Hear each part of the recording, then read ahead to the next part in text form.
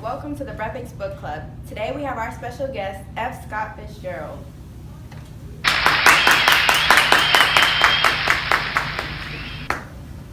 Welcome. Thank you.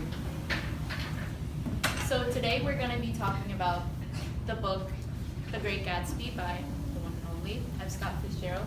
So today we're going to be asking you a few questions, okay? Okay.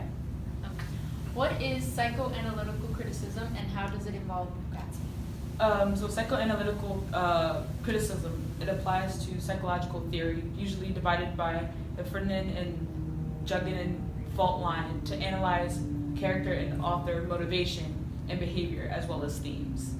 And how Gatsby is involved, Jay Gatsby's story isn't particularly uncommon. However, it is the fact of the matter that it is all based on the American dream that makes him slightly different from the other characters, and at a certain cost.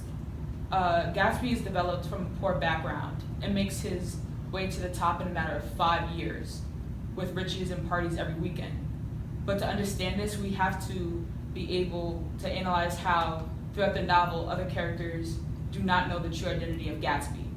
He is considered the man behind the mystery, and moreover, he allows his backstory to contradict the way he acts and thinks. His motivation and behavior is fueled from his childhood and leads him to live a life he's always wanted, and at a cost that he's not really living.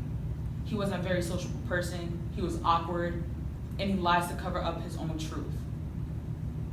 What is it that drives him emotionally and mentally? Different things drive different people, whether it be money, fame, faith, happiness, family, or friends. In Gatsby's situation, the thing that drives him emotionally is to gain the love of Daisy Buchanan back.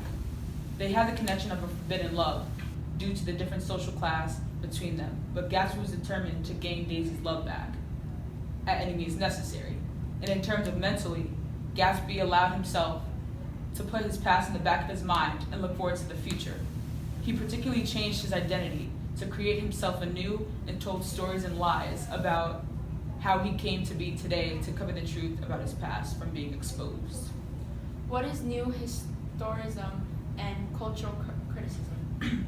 Both of these terms is the meaning of the understanding of a work in terms of culturally, politically, sociological, and ideological context, linking the work to the culture of the time era.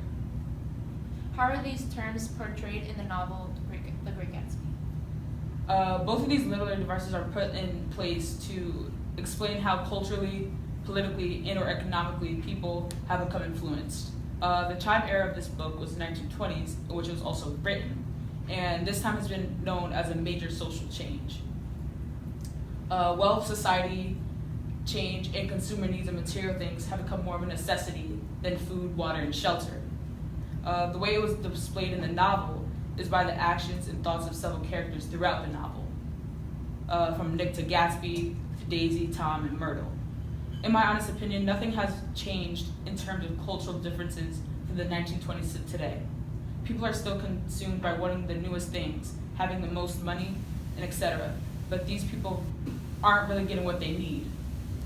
In the 1920s, people lived to be fancy and have the nicest clothes and sport the newest car. While today people desire to have the newest iPhone, have the newest car, and have the biggest brands of clothes. As you can see, nothing much has changed. Thank you for being here today. I think it was a pleasure. Everybody should go purchase the book and subscribe to the Breakfast Book Club. The link below, Right here. my book, Great Gatsby, by myself.